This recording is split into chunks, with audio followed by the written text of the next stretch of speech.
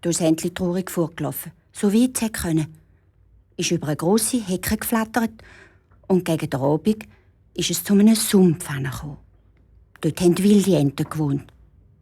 Die sind ums Herum gestanden, haben es von allen Seiten angeschaut und gerufen: «Quack, quack, quack, was bist denn du für eine? So etwas Wüstes wie dir haben wir noch nie gesehen. Aber nun, uns kann es gleich sein, kannst stehen bleiben. Aber musst versprechen, dass du nicht in unsere Familie heiratest.» Ja, das will ich gern versprechen, hat Entli geschwind gesagt. Es war ihm wirklich nicht ums Heiraten. Es war froh, dass es einmal ein bisschen Ruhe hatte und durfte im Schilf liegen und Moorwasser trinken. So ist es 2 Tage lang dort gelegen.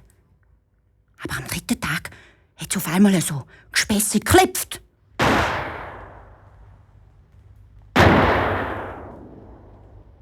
Überall hatte es Männer mit so Stecken in der Hand, die geraucht haben. Das waren Jäger mit Gewehr. Ganze Scharen von wilden Enten sind aus dem Schilf rausgekommen und aufgeregt umeinander geflattert. Aber eine um die andere ist getroffen worden und tot ins Wasser gefallen. Blutrot war es zuletzt. Hier ist es endlich verschrocken. Es wollte gerade den Kopf unter dem Flügel verstecken.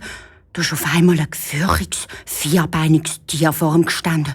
Die Zunge ist ihm zum Hals ausgelampt und es hatte ein gräulich grosses Maul mit spitzigen Zähnen gehabt.